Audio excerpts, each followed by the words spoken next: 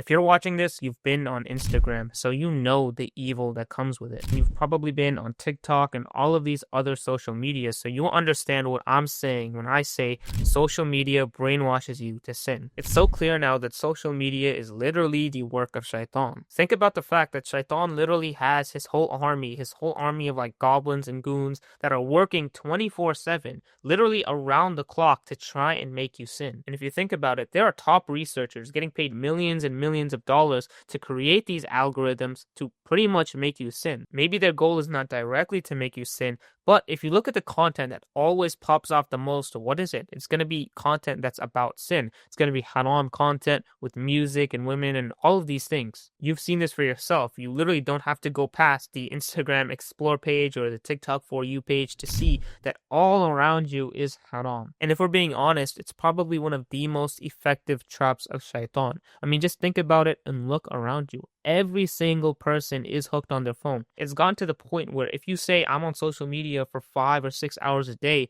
it's not really even classified as an addiction. It's classified as something that everyone just does. So just think about that. Social media is probably one of the strongest tools of shaitan, and you're literally getting played by it every single day for hours and hours. And I'm not saying that to attack you, because honestly, we're all like that, me as well. But it's important to recognize, because honestly, a lot of times we downplay how bad it actually is.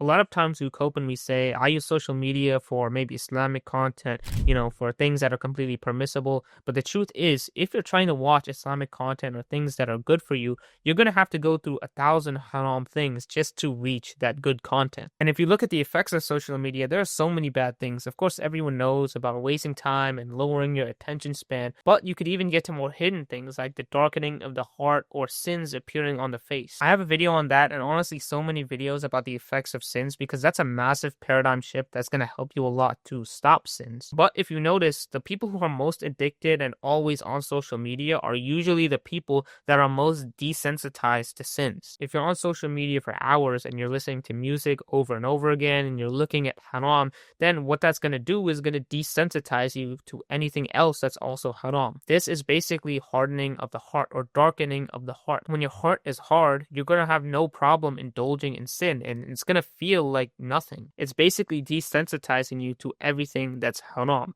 And social media is literally the best at this. Now, I guarantee you've had this quote before. Don't lie to me. You've probably said to yourself, oh, well, I'll just scroll past the things that are haram. If something haram pops up on my feed, I'll just scroll past it so I won't see it. The truth is, even if it did work like this and you didn't get any sins, there's a very important principle about permissibility that you need to understand. It's not just sins that harden or darken the heart. It can actually be permissible things as well. See, if you're overdosing on things that are permissible, but they're not necessarily good for you, then it's still going to have an effect on your heart. If you imagine someone that plays video games all day, even if the games are completely halal and permissible and whatever else, it's still going to have an effect on your heart where you're wasting time and you're kind of getting farther away from Allah, because you're not remembering Allah. You're just using your time on things that are not actually helping you. So the truth is, even if you're not doing things that are haram, even if you're scrolling to avoid the sins, which, let's be honest, is probably not what's happening, even if you're doing that,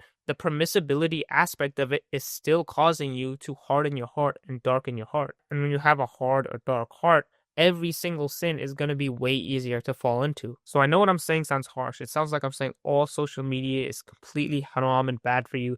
That's not true. Of course, I understand that social media, there's tons of benefits that come with it if you actually use it effectively. But we have to be honest with ourselves and realize that we probably overuse it and gain a lot of sins from it. So here's the advice I'll give you. At least put limits on yourself when it comes to social media. Basically, give yourself rules around watching social media. Think about your parents taking away your iPad when you're a kid, for example. For example, only watch certain creators that are actually good for you. Maybe it's an Islamic speaker, or maybe it's on a topic that's actually educational and beneficial. Or only watch content that you're actively searching for. That way, it's not like mindless consumption, but it's actually intentional. It's something that you want to learn about, for example. Or in relation, it could be not consuming directly from a feed and instead from certain things that you actually know is going to benefit you. And of course, the obvious one is put limits on how much time you could actually spend on social media. Now, hearing this, you might feel like you're going to miss out, but I guarantee you there's going to be so many benefits. And you know this yourself. Like, truly, you understand that social media does not help you in life. After binging for hours and hours, you don't feel better. And you know that after doing work or doing anything productive, you actually do feel better. So actually think to yourself, what limits can I place on myself so that I could express more discipline in my life, and specifically with social media? Just choose anything I talked about. Only watch certain creators or only watch search content that you actually intentionally search for. Basically, don't cope and understand your own weaknesses. Maybe you want to actually learn educational stuff, so go and do that. And lastly, yes, obviously I'm a creator on social media, but my goal is to spread beneficial Islamic content instead of all this degenerate and haram stuff. Assalamu alaikum wa rahmatullahi wa barakatuh.